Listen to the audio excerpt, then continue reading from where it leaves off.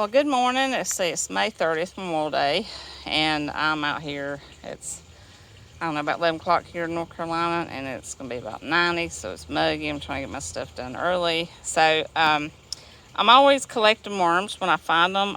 Since I have pots, they get under the pots. And I was cleaning some leaves out because I put leaves in the bottom of my pots when I'm making a new pot. And I was trying to show you well, I had one. There's some big worms in here, and they're probably all at the bottom. There's a little one. I was excited. I always get excited when I see worms. There we go. Let's see. There's a big one. And they move fast in the summer.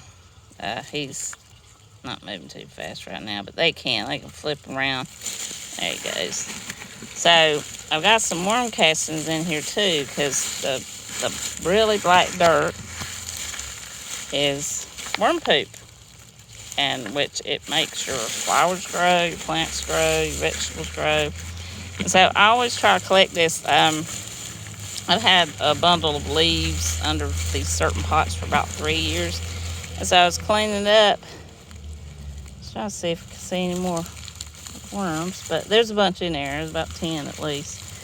But all this is just, the black gold. This is the great stuff. And I don't have a compost pot here, but I compost in place and put them in my pots. I just wanted to show you that. Just hold on, I'll show you. So I gotta clean this up. I have left leaves under those pots.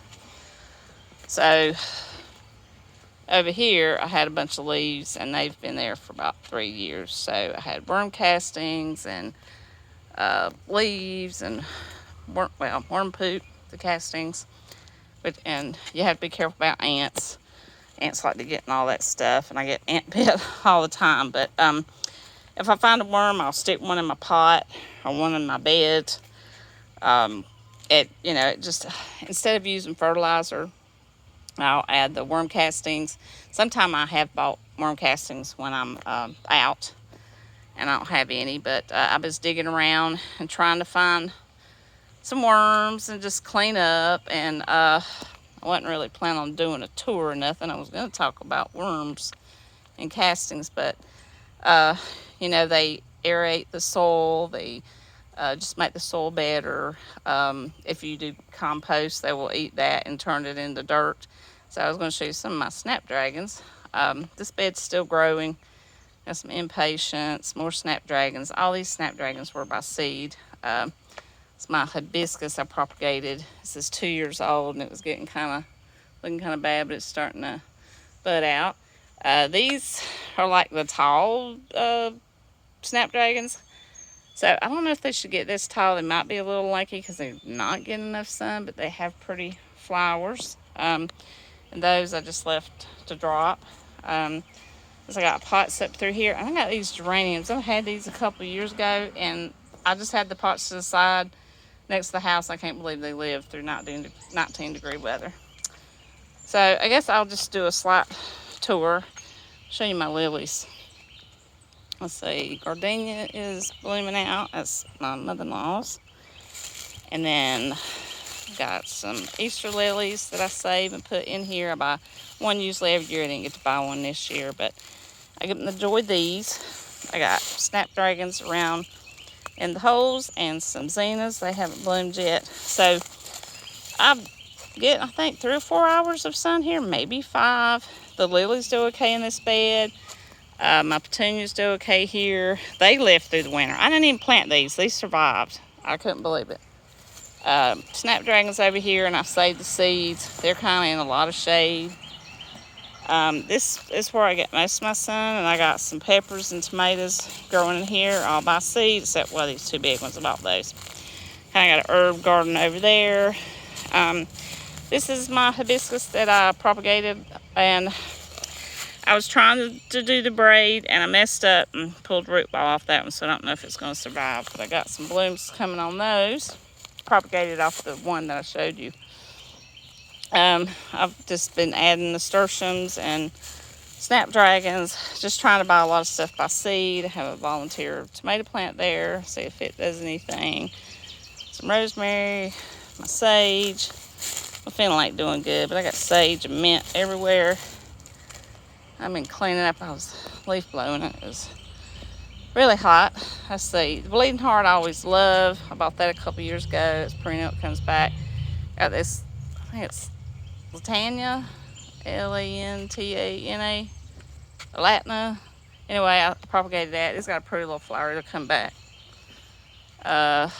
Hydrangea, which was already here. My mother-in-law planted that, and I propagated some and got some at my mom's, but they're small. I'm going to try to propagate again.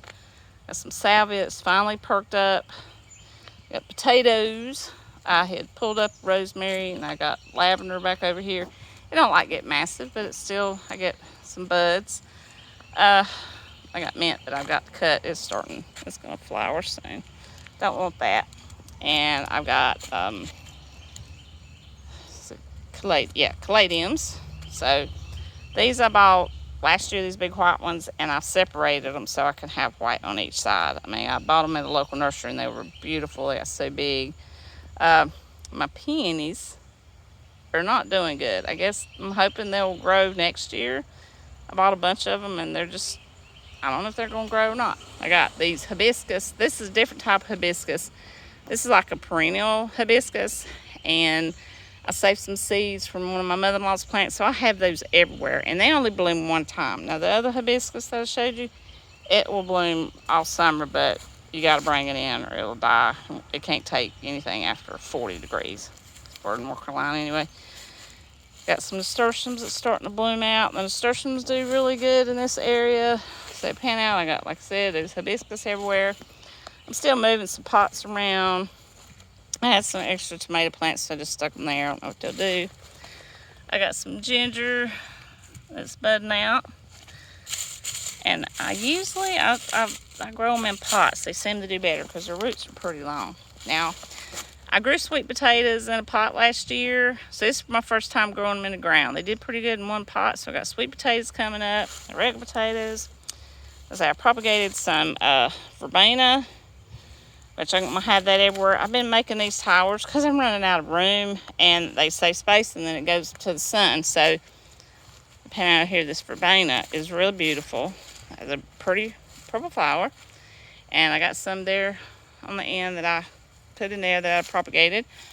Let's say I got to cut mums in June, which is a few days away. This Persian Gulf, I think that's what it's called. It was looking pretty bad in the greenhouse. It's kind of like a tropical plant too. So it likes some shade. It gets this pretty purple, shiny leaf. It said it would do better in shade. So my lavender does okay. I mean, I don't get massive, but I prefer the French lavender with these kind of buds. And it's already bloomed. It's coming back out. But I got a lot of English lavender. Mint everywhere. I've been spreading it out. Ferns. Perennial ferns. This one got massive this year. I'm not sure if I should cut it back or what. My other ferns in the pot I left in the greenhouse. So I didn't have to buy ferns this year. So ferns I divided out. And my big king fern, which are all king ferns, the ones that were in the greenhouse, I'm going to have to divide him out again. But I had some people was coming to see my garden in a couple weeks, so I'm going to wait and before I divide it out. My foxtail I love. I don't know if you can divide them out, but I want to get another one of those. So I've been just moving some stuff around. This is kind of my fern area and then my mint area. And so I need to cut the mint. Because you want to cut it before it starts flowering. I'm going to have to cut it really soon. And I've started some mint. Let's see what else. That's where I sit and swing. We're still working on things. I got some daylilies that's starting to bloom out. So on the border over here, they look better. I got more bleeding heart. Let's see, hibiscus. Yeah, here's the tag. The one, Latana. Got a pretty little purple flower. So I got 2 more plants because I propagated off this plant. And I didn't think it was going to make it, but it did. I think that's about it. Nasturtiums. Squirrels keep digging or in my pot. I gotta get some mulch on that. My Armista, I think. The mother plant's way over there. And so it has a nice little woody scent. And you can cut this back. I have to cut this back every year. It gets like crazy. and I propagate. So all these are propagated off the mother plant, and I'm giving them away. And so it's some nice green. They do okay in partial shade. I got this other purple plant. It was a balloon plant that was a distressed plant that my mother-in-law gave me. So anyway, purple I really love, and so the hummingbirds don't come to red, but they do come to the purple, and they go to obedient plants that are white that I had at the door. So let's see, try to pan out and show you. Let's see, so it's getting all green now. So I guess this is me, almost like my June tour. Some out worms started showing flowers. So my daylilies will be blooming pretty soon. They're starting to come out. So I got buds there. And so I haven't moved these. I need to separate these probably, but they're so beautiful. I hate to move them. So, and then I got my fountain. I'll show you my tadpoles. We bought some stuff to clear out the pond. We used to get these tablets. It was like 5-in-1. It was better. We can't get them. So, hopefully I don't drop my phone in the water. So I got a bunch of tadpoles. You see my tadpoles. There's like 3 fish in the bottom. But loads of tadpoles. I'll show you that. We're going to clear up the pond. So the tadpoles are happy. Anyway, Jane put this fountain in the middle, and the little birds will get in. I mean, I'm hoping the hummingbird will get in eventually, but the chickadees and titmouses and little wrens and stuff will get in it. So they really like it. So I hope you like this. Hope you have a great holiday. Don't forget your veterans and people that died for our country. And remember them. And so don't forget to like, share, don't forget to like, share, and subscribe, and happy gardening.